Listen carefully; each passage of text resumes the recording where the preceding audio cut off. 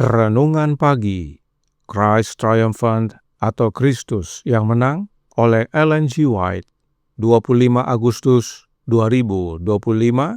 Mari kita berdoa. Bapa kami yang di sorga, Allah pencipta langit dan bumi, laut dan segala isinya, Allah yang maha besar, maha kuasa, sumber segalanya, yang kami sembah selalu melalui anak-Mu yang tunggal, Yesus Kristus. Terpujilah Yesus, anak Allah yang maha tinggi, yang adalah pencipta segala sesuatu bagi kami. Pada pagi hari ini kami bersyukur boleh bangun dan berbakti, dan sebagaimana membaca dan mendengarkan nasihat firman-Mu, kiranya ini menjadi pembaharuan bagi kami semua, agar bernyanyi lagu-lagu sorga untuk bersekutu dengan sorga dan mengusir kuasa setan. Beserta kami sepanjang perbaktian ini, kehendak-Mu yang jadi. Ampun kami akan dosa dan salah, karena kami berdoa hanya dalam nama anak Allah yang tunggal, Yesus Kristus, yang adalah Tuhan dan Juru Selamat kami. Amin. Renungan hari ini akan dibacakan oleh Ibu Carla Wawuruntu. Kepada Ibu Carla, kami persilahkan. Terima kasih. Judul bacaan renungan kita hari ini, Bernyanyi Mengusir Kuasa Setan. Ayat inti diambil dalam Mazmur 28 ayat 7. Tuhan adalah kekuatanku dan perisaiku, kepadanya hatiku percaya. Aku tertolong, sebab itu beria-ria hatiku, dan dengan nyanyianku aku bersyukur kepadanya. Tuhan Yesus datang ke dunia untuk menjalani kehidupan bagi kepentingan setiap makhluk di bumi, yaitu ketaatan yang rendah hati. Mereka yang telah diberi masa percobaan oleh Kristus untuk membentuk karakter bagi rumah-rumah yang telah Ia persiapkan, harus meneladani kehidupannya. Jika mereka sungguh-sungguh belajar di sekolah Kristus, mereka tidak akan meninggikan diri karena mereka memiliki rumah dan tanah, karena Tuhan dalam pemeliharaannya telah meminjamkan mereka hartanya untuk diperdagangkan. Kristus mengambil kodrat manusianya agar ia dapat bersimpati dengan semua hati. Rohnya tak pernah begitu dipenuhi oleh urusan duniawi sehingga ia tak punya waktu atau pikiran untuk hal-hal surgawi. Ia dapat membuktikan keceriaannya dengan menyanyikan mazmur dan lagu-lagu surgawi. Orang-orang Nazaret sering mendengar suaranya yang tinggi dalam pujian dan ucapan syukur kepada Allah. Ia sering bersekutu dengan surga dalam nyanyian, dan semua yang bersekutu dengannya, yang sering mengeluh tentang kelelahan mereka dalam bekerja, dihibur oleh melodi merdu yang terpancar dari bibirnya. Pujian-pujiannya seakan mengusir malaikat-malaikat jahat dan bagaikan dupa memenuhi ruangan dengan keharuman yang harum. Hal ini juga memiliki pelajarannya. Hal ini mengajarkan bahwa manusia dapat bersekutu dengan Allah melalui syair lagu kudus. Kristus membawa pikiran para pendengarnya menjauh dari pengasingan mereka di dunia menuju rumah kekal mereka di masa depan.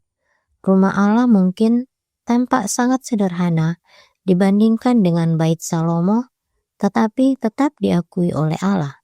Bagi mereka yang beribadah di sana, rumah itu adalah gerbang surga jika mereka menyembah Allah dalam roh dan kebenaran dan dalam keindahan kekudusan.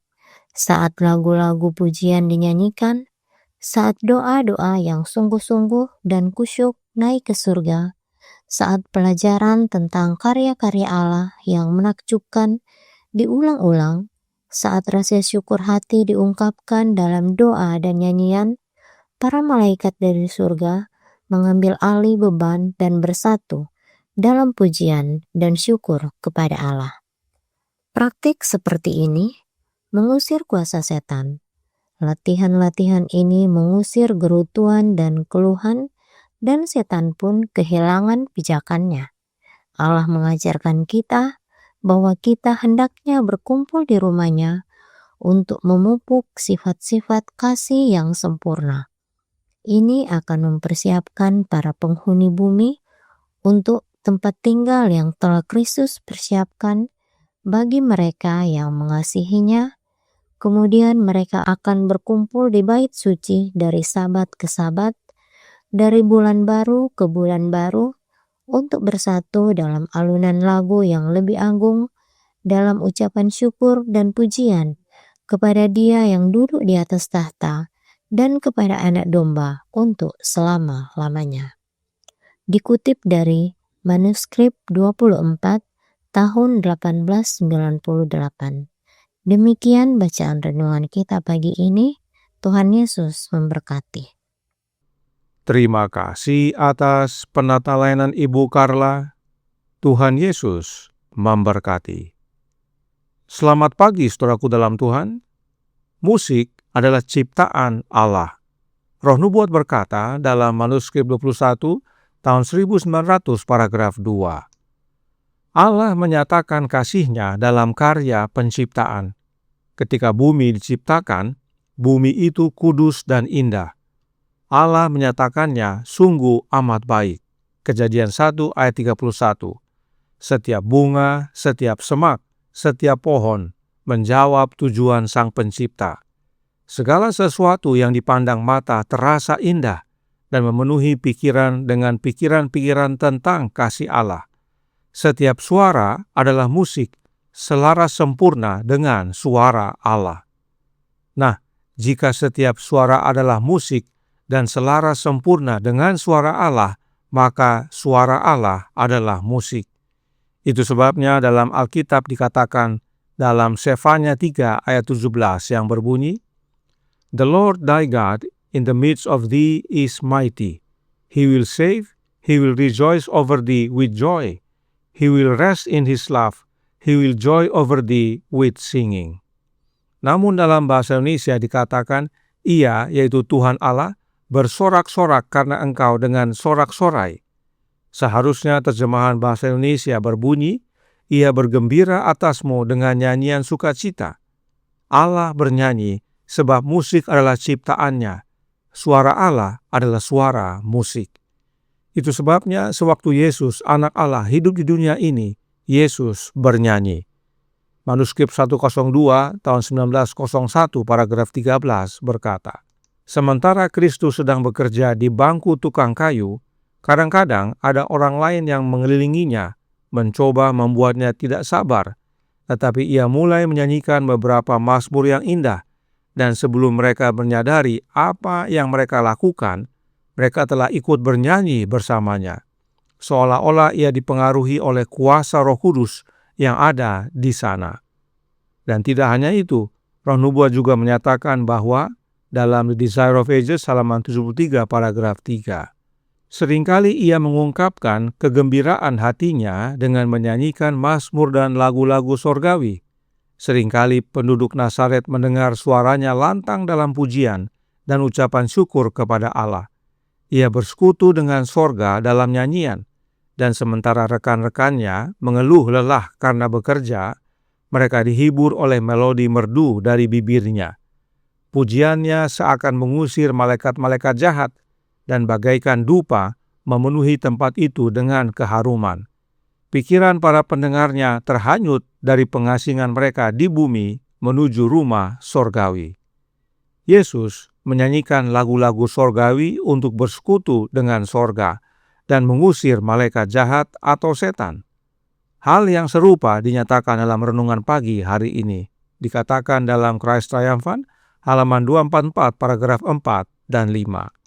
Saat lagu-lagu pujian dinyanyikan, saat doa-doa yang sungguh-sungguh dan khusyuk naik ke sorga, saat pelajaran tentang karya-karya Allah yang menakjubkan diulang-ulang, saat rasa syukur hati diungkapkan dalam doa dan nyanyian, para malaikat dari sorga mengambil alih beban dan bersatu dalam pujian dan syukur kepada Allah. Praktik seperti ini mengusir kuasa setan. Latihan-latihan ini mengusir gerutuan dan keluhan, dan setan pun kehilangan pijakannya. Karenanya Allah mau kita gunakan segala fasilitas sorga, yang salah satunya adalah musik dan nyanyian untuk mengusir si jahat.